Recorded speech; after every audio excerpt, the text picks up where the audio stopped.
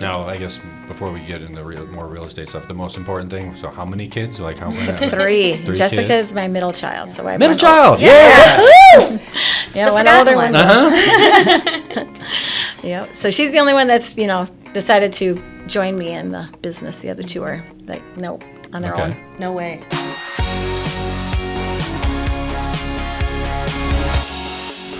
Hey everybody! So we have a really exciting announcement that we had. Remax Results had announced it previously, but we had acquired and moved into a new territory by acquiring the Remax affiliates brokerages in Eau Claire, Menomonie, and Bloomer, Wisconsin. Very, very excited to be expanding into the Chippewa Valley, and as a way to introduce our new family, the affiliates family, and bring them into the Remax Results group and being part of the podcast, we have a mother-daughter team out of the Menomonie office, and that is Cora, Frank, and Jessica Skovbroten. Yes. Polish and Norwegian. Yes. Skovbroten. You said it correctly. Yeah. There's no umlauts over the O or anything? No, Yeah. not yet. So Cora and Jessica, we're going to learn a little bit about you. Yes. What I'd like to also learn a little bit about, the Remax Affiliates family that we've got. We're going to be continue to get to know and grow together and partner with. But first off, Cora, how long you been in the business? Well, I'm the old one of the group. I've been probably selling for about 22 years, so it's been a long time. And Okay. I've started with Remax Affiliates, and I've been with them my entire career. So I've been through many different brokerages and brokers and things like that, but I've always stayed with the Remax and Affiliates name. Okay, got it. Yep. So what was your career path, or tell me about how you got into real estate originally? Sure. My degree is business administration from University of Stout in Menomonie. So I didn't start there, but that's where I ended up getting my degree. And then I started doing I was in the human resources was my primary, focus. And when Walmart distribution came to Menomonie, I was their personnel coordinator, did all the hiring and firing and interviewing and, orientations. Then decided to stay home with the kids when, started having children. And I was the clerk for the town of Red Cedar, which is an elected position. And so it's like when you're elected, it's a little different, more humbling. Did that for quite a few years while the kids were little. And that I was able to look at, I calculated the mill rates, and I did the preliminary plats, and I did all that. So it was kind of a good kind of segue to getting into real estate. Okay, yeah, that's kind of behind the scenes, but maybe, and not the fun part of real estate. Yeah, right? I know. Not sorry to our title people, but I mean, that's maybe sometimes the more dry part of it. But yeah, I didn't like being on when the people come in for board review and contest their taxes. That was not fun. Oh. But otherwise, I didn't mind. It's too bad. Okay, and so what caused you to ultimately take the plunge and dive in with this type of career, becoming an entrepreneur and? I think it's just the interest of, seeing kind of the backseats. I got to know a lot of people at the county level, dealing with all of them, and then it was kind of nice because I had those connections prior to getting my license and moving in. So I just found it very interesting in sales, and my husband does some construction work, and then I used to sell cabinets in a future life. I did all of that. So I've got enough background in some of the construction part of it. And there was just a good chance for me to jump into something I thought I'd really like, and it's been great. Okay. Now, I guess before we get into more real estate stuff, the most important thing. So, how many kids? Like how many? Three. Jessica kids? is my middle child, so I have Middle one child. Yeah. Yeah. Yeah, one older one. Uh-huh. Yeah. So she's the only one that's decided to join me in the business. The other two are like, nope, on their Okay. own. No way. Yeah. I said no. But are they all grown up adults? Yeah, all and- grown up. Yep, and I have four grandchildren now, with the newest one just in May. Over a month old. Whoa. Yeah. So yeah, they're Okay. all grown up and have their own families. Are they all still in the kind of the area? Yeah. Or- My oldest was in Minneapolis. She had a house here. She sold and moved back. Oh, really? She's got two children, and then Jessica is in Menomonie with one, and my son just moved back to Menomonie last November. Yeah. And they have a little 2-month-old, so Okay. it's great. So I was going to ask this later, but I feel like you brought it up, so now I have to ask it. So tell me about Menomonie, and why would someone either want to live there, or in the case of your daughter, move back Yeah, I think- to a community like Menomonie? we didn't think she'd ever move back. When she went to U of M's, Carlson, we thought she'd be up here forever. And then once they decided to have a family, I think then that small town atmosphere, everybody knows everybody kind of thing really, played into it. Not only that, she'd get free babysitting, when she moves back. But helps out a lot. That does. It does help out. So I think just having that small town, I've been there my entire life. I grew up there, which is good and bad. But I really know the area. So, and I think getting people to, when they come in, I can answer almost any question because I've been there. If I don't know, I can definitely find out because I've been there for so long. Yeah. So I think it's just that good hometown feel. So Jessica, middle child. Middle child. So that makes you automatically cool. Yeah, well, of course. So you watched your mom. I guess you got to watch her transition into this career, right? Yeah. How old were you when she? So we were figuring out. You were about 2003 when she got her license. So I'd have been about second or third grade. Okay. So basically, my whole life. I do remember some of her previous careers, but primarily real estate. Okay. Primarily real estate. Yeah, I'm a little bit when she was at home, but other than that, it was real estate through and through. So, growing up with her and my dad, who is kind of a carpenter and cabinet maker, I've seen it my whole life. So I've seen the whole real estate side of everything my whole life, the building and the selling. So that's kind of what interests me to get into it. So when did you start, or when did you kind of dive in? So we were thinking this is my 5th year now. I think so. Just on 5 years, or just about 5 years. So, yeah. Did you do anything else before that? Yes. School? So I have been in the finance industry for 10 plus years. 10 plus years. Right in high school, I started my first true job was a teller at a credit union. Okay. That was my first job.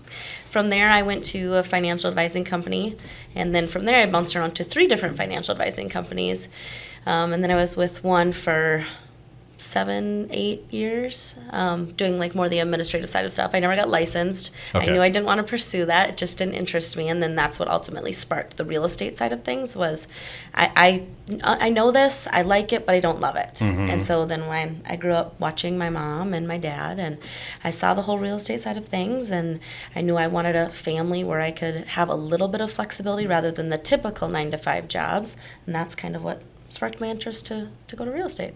So your experience working in the financial planning industry probably, I got to imagine, has been really helpful for you to then sort of bring that experience, bring that knowledge to the real estate conversation, and as one of probably the most appreciating asset that people might have. And so talk to me a little bit more about how you've used that, financial experience in your practice now. Yeah, like I said, I've been in the finance industry for 10 plus years, and I've seen a lot. I've worked for a lot of great financial advisors, and so I've learned a lot. And so being able to bring that to the real estate side of things, when they talk about different accounts they have to pull money from to pay for the house or just numbers in general, I feel like I'm really good at running the numbers for them, helping them crunch with taxes and things different like that. And so knowing that I have some of that background is been amazing. It's been very, very helpful. So I'm very appreciative of having that background in industry, even though I knew that wasn't my end goal. I've learned a ton, and to be able to bring that now to real estate has been incredible. Yeah. And you still have, kind of got a couple of advisors in your back pocket. If she ever needs to ask a question, she'll be like, hey, how does this work? And it's very nice. I mean, that I can just quickly pick up and call them, and I know they're going to answer.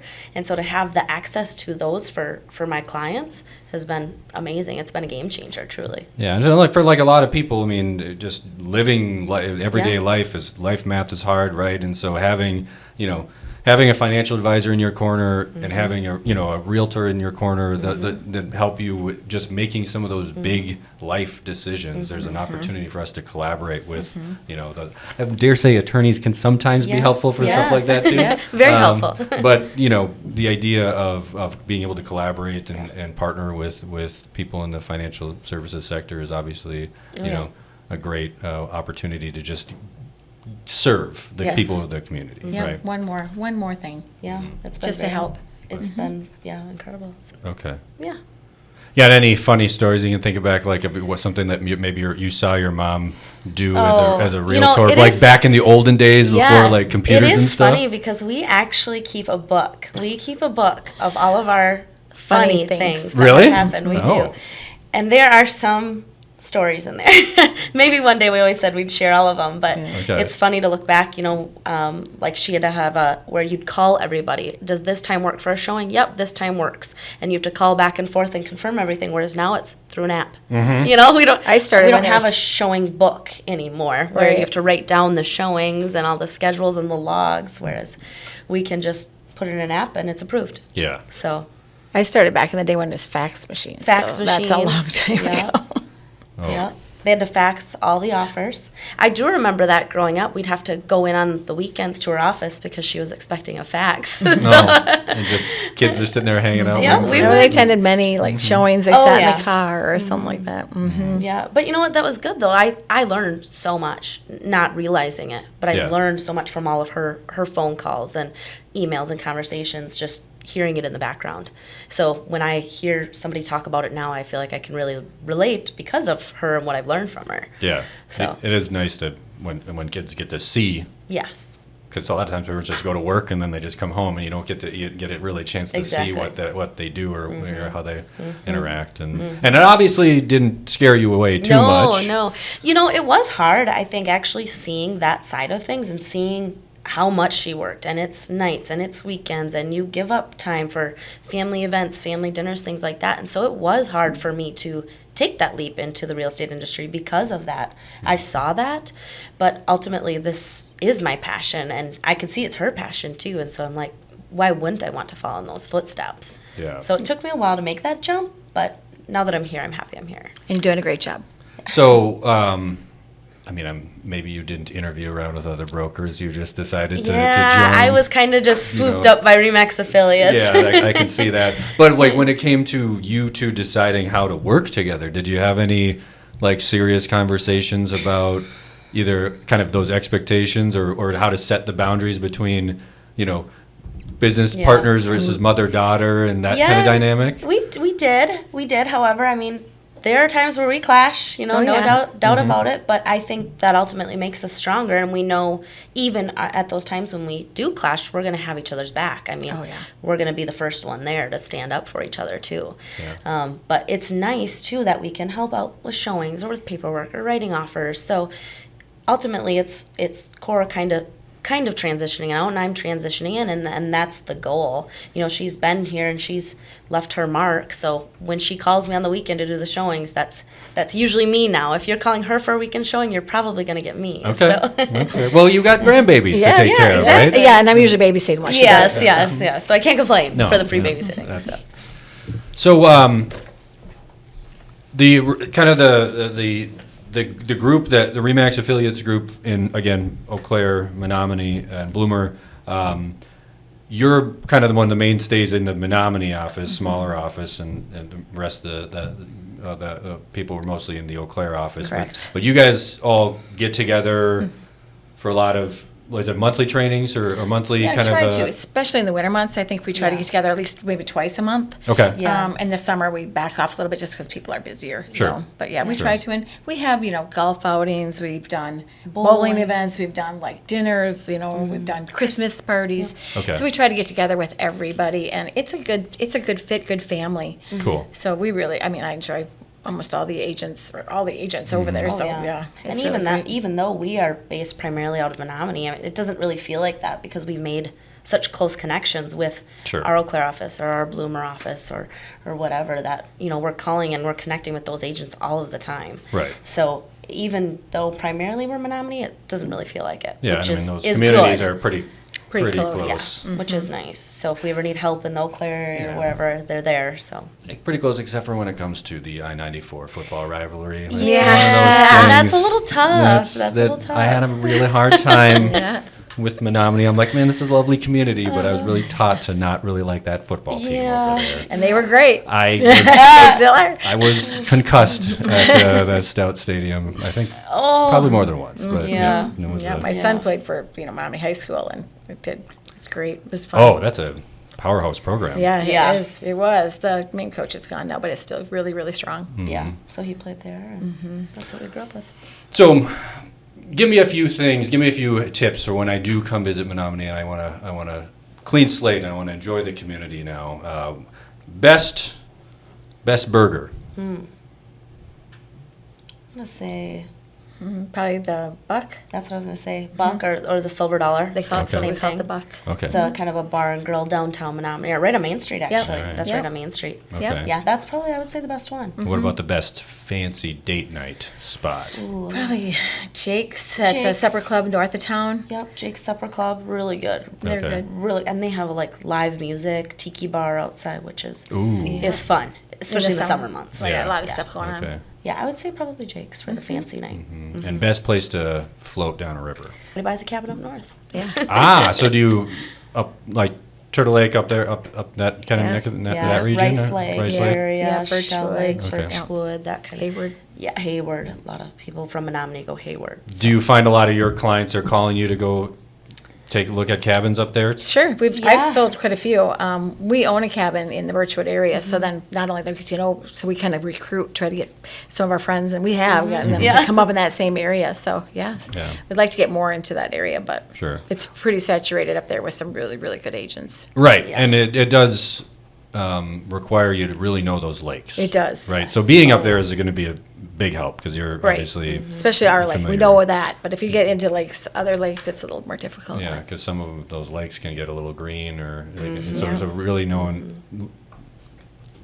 tapping into a professional who knows that those markets can either be a blessing or a real curse. Right? Yes, exactly. And I think that's true in general. So you are both, and I think almost all of the agents from the acquisition, just exclusively Wisconsin licensed. Yes. Yes, I don't think every- anybody has their Minnesota Yeah. I don't license think so that either. I'm aware of.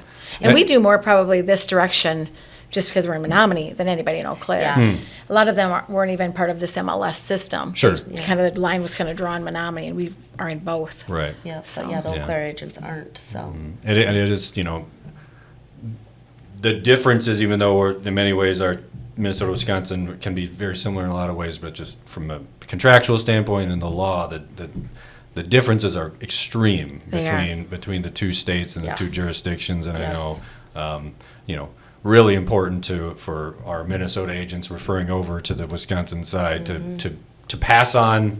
It's not just like, oh, it's the same thing in another state. You have to know, Know the law. differences, the offer Oh, to yeah. purchase and the defects and all the things that they Yep. just function differently. And obviously, if you all are not licensed in Minnesota, you just know what you know, right? Right, And right. but I think that's all something that's really important for all of us to remember is those state lines are more than just geography. They, Oh, yeah. they involve differences in the law, different statutes, and different practices in general.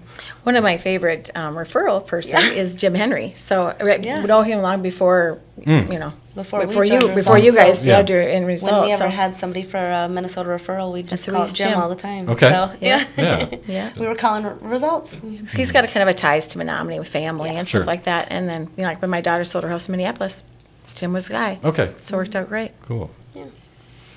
So, what has the last, year looked like for the real estate market? Just give us a sense of what Menomoni's real estate Yeah. market, kind of just a little pocket to tell us more about what your experience has been like in the, I don't know, let's just say the, middle class priced home Sure. market. What's it been like? Last year was very slow. Yeah. Last year was slow for, I think, a lot of us. And even like the agents in Eau Claire will say, oh, yeah, you're a Menomonie. They do things different over there, even though we're 30 minutes away. Yeah. But I think this year we've seen a growth. The waterfront properties on Tanner Lake, which is a lake north of us, have really kind of exploded. They've kind of gotten very busy. Just in general, we've seen a little more inventory.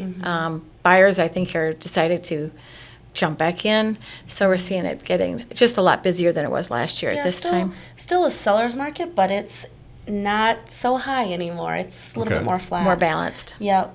So days on market's starting to draw out a Yeah. little bit Yep. longer. Price It's not- reductions are coming down. Price You're reduction, seeing. all the bumps and everything. So How do you prepare a seller for that or like how to have that do you have that conversation in advance Oh, yeah. and prepare them Right for away. the possibility of maybe a little bit of either disappointment or because Yeah. for years it's just been put on the Put it on market sale. and set a stopwatch because it'll Yeah, be it'll be sold, gone. you Yeah. know. Yeah. Yeah, I mean, I was just at a listing appointment the other day where I was telling them, I said, this is actually, it's very normal. What you're seeing before where you put it on the market and it just flies off, that's not so normal. So my advice is don't panic. Don't panic. It will come. Houses are still selling mostly where they're listed, within a small margin. But we're just say, don't panic. Ride the wave. You don't have to take that first offer if you don't like it.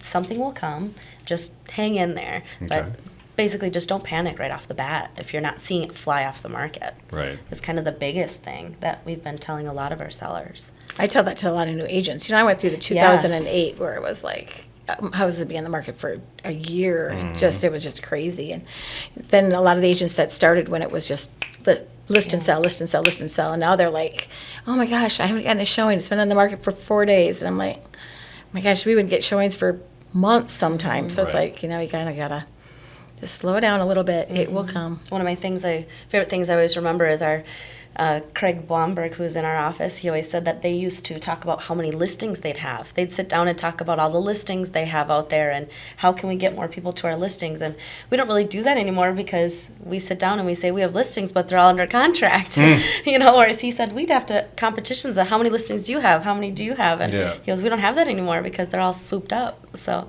just Which is a something good that's thing. Yeah. Yeah, which is a great thing. Yeah. But it's just funny. I always reiterate that to myself and to my sellers. I said, there was a time where it was like that. So now it's changed a little bit, and we just try to prepare them as best as we can. You made a comment about the Eau Claire agents sort of saying that you guys do things differently in Menomonie. Is there truth to that? I don't know. I think it's just more of a little jab once in a while. These things is, oh yeah, that's right. You do it different, but it's we do everything's still together. I don't think there's a lot of difference. We at one point were priced. Our median price was higher than Eau Claire because we were getting enough pull from the city's area, and that's since changed. Now I don't think we're getting the traffic over here as much, unless it's something very unique, waterfront, recreational, hunting, Land, something like yeah. that. But so they'd always say, "Oh yeah, you're over there. You do it different." And then it's just we have such a small group of agents, and we know each other so well, even competitors that. I think we're just more open to them over there. Like, oh, I don't know that agent. I don't know how to connect with that agent. It's a little just. And it's different too, just because the Menomonie office, like we said, we are very small, but we've had agents have been there for a very long time. You have you and Julie Lammer, Shelley Watkins. I mean, they've been there for all of you 20 years. Well, Julie hasn't been with Remax, but Shelley and we've been with Remax for 20 years. Yeah, and Julie's been in the industry for 20-some years. So it's, they've always been Menomonie. They've just been the Menomonie agents. Sure. Kind of the go-tos. And the community kind of embraces that as well. Like, is it pretty common that you'd see people even coming from out of town? They're looking for someone in that community to guide them through finding their home. I think so. Yeah. I mean, Jessica and I have a billboard just north of town, and so we get a lot of people that say, "Hey, we just came into Menomonie and we saw your name, and we see your name everywhere." You And see your picture everywhere, your face and it's everywhere. not, but it's just on that Right there. billboard. So Okay. It's on the billboard, yeah. We don't have it on our signs even, and everybody says we see you everywhere, and so that's it's a good thing. working. Okay. Social media though has helped out. Yeah. Okay, so- Obviously with that a lot. So I'm pretty social media based or pretty big on social media and trying to get her up to speed a little bit more and doing some things for her on social media to help her out. But Just in technology in general. yeah, technology too. Yes. Getting her up to Is- speed on things. Is she? Are you gonna try, or is you gonna just let No, her do it? no, I got to the point now where I'm like, Yeah. Jess, you just run with that. Because I think my favorite thing technology based about her is I'm so electronic. She's all paper. So she'll say, upload this. I upload it and then she'll go, will you print that for me so I can see it again? I'm like, kind of defeats the purpose. Yeah. But yeah, we'll get there. yeah, I'm still paper. I don't know if I'll ever get away from that, but it's old habit, hard to break. Yeah. Well, But it works. go with what works, right? Yeah, works. And my desk is definitely more cluttered. Yeah. So what are you looking forward to, the two of you, for 2025, 2026? Yeah. Is any big, either professional or personal, Yeah. plans or goals or anything that's on your No, I think, horizon? one of our, the ultimate goal for us is for Cora to retire at some point. It's not in the near future, but, so every year our goal is for me to just try to take over a little bit more, so that it makes that transition just that much smoother, not only for her, but for our clients. We have she's built quite a client base in Menomonie, and so now kind of training everybody to call me instead of her is going to be the next transition, and doing things like that. But just we try to continue to grow, and we're trying to embrace technology, learn the new technology, learn the video aspect side of it and all of that kind of stuff, and just embrace what's working out there and try to run with it. I leave the videos to Jessica because she does a lot better job, and she's a lot more photogenic. And I said, one day we're at a listing, and I tried to do one, and I came back and showed her and our assistant Nancy. Yeah, we'll just and they were both like, the videos yeah, for a little you bit. need to leave them to Jessica. But no, I think that's what Jessica said it right. Just the goal is, I don't have any plans quite yet to get out, but just kind of keep pushing more and more on to her. So I'm more of the back person, and she's the front person. Yeah. But you're going to still be on a billboard for a while. She'll be on the For a billboard while, for a while. yeah. Good. Plus, it's always nice having her in my back pocket.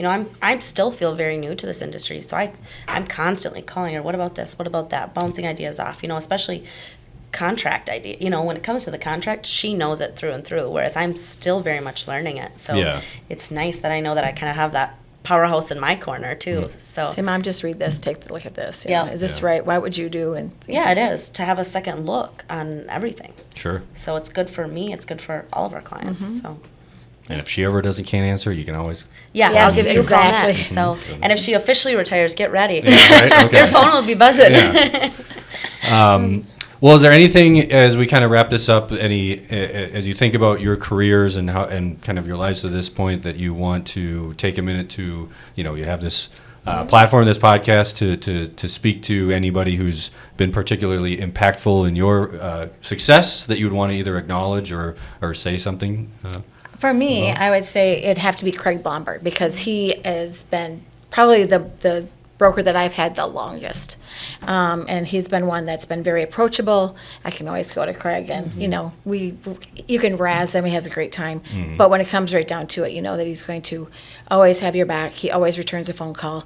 I would say Craig. When I started, the brokerage that we had, we were up to like 20-some agents in Menomonie at the RE/MAX office. Just the Menomonie office. And Really? it was big. We were big for Menomonie. That's big for Eau Claire.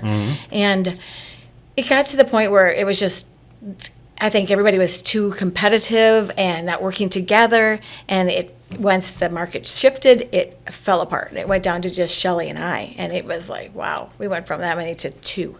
Wow. And then we kind of held the office open. But I would say that he would probably be one of the ones and then I have to shout out to a competitor, Peggy Terry. She works for Century 21, but she was a friend of ours, and she still sells real estate. And she was kind of a role model, and reason kind of said, hey, I think I could do that. So Okay, cool. Yeah. We'll get Craig on a future podcast. Yeah, along that'd with, be good. Bob. now he'll probably Marley. say, who is the biggest pain in my side? And he'll say, it's Cora Frank. Well, I ask him those questions, but not on camera. Yeah, well, for me, obviously, my mom. I mean, she got me into this industry. She's amazing to work with. She answers all my questions. I know she's in my corner. So from that standpoint, it's been really great. But it's funny you say Craig, too, because I was going to say if my mom doesn't answer her phone, the next person I call is Craig, and he answers his phone. Okay. So, and he also really got me into this industry. I mean, I remember as a little girl walking into the office, and I was maybe 10 years old, and he'd go, you ready to start selling real estate yet? Are you ready to start selling real estate? And so he just would never push me, but he'd remind me, and it's good to know that he's always there. So, Cool. yeah. We're looking forward, I think, to results. Absolutely. One of the biggest things that we love is the training that we've seen, and we're hoping going forward. That's been something that's laxed a little bit, and I think you just have such a bigger resource of everything. Right. So we're really excited Training about us that. specifically just on technology in general. I mean, to know that you have the resources of all these different programs and applications that we just have never been able to get exposed to. Right. And we've heard of them, but we've never been able to use them. I mean, some weren't even a part of our MLS yet. So, Sure. we couldn't use them if we wanted to. We just weren't big enough to have them. So to have that now is very nice, and the different, departments, marketing and IT, Pretty powerful. and it's been very helpful. So Well, that's awesome. we're looking forward to it. Absolutely. Well, ladies, I so appreciate you making the drive over. Hopefully, maybe course. you get some tax-free shopping done Yeah, over here while you're on that this is side the one of good thing about Minnesota. The one good Yes, thing. yes. Okay. Not those Vikings. No, I wasn't even going to go there. I wasn't even going to go there because I didn't want to, allow Stir the the conversation pot. to get. I was concerned that the proportion of Packer fans has dramatically increased in this. Yeah, we in thought this we'd season. wear our green and gold as we came Yeah. over here, but Keep it That's- professional today. Yeah. Maybe I'll have to start some sort of office friendly wager or Yeah, something yeah, like there we that. go. But thank you so much. thank you. Looking really forward to just getting to know you and everyone else with the affiliates acquisition here in the coming months. I will be out for all of you there in Chippewa Valley Yeah. with Shauna in training in early August to do good. another round of trainings, and we'll just keep being there to support you and introduce you to our products and the things that we can provide without trying to overwhelm you with all that stuff all at once. No, it's been great. So we've reached out already, so it's been great. We're looking forward to it. Yes, it's already been a big help. So Yeah. thank you. Well, thank you. Yes, and thank you looking very forward much. to see you all at Menomonie sometime soon. Yes, All right. absolutely. Sounds good.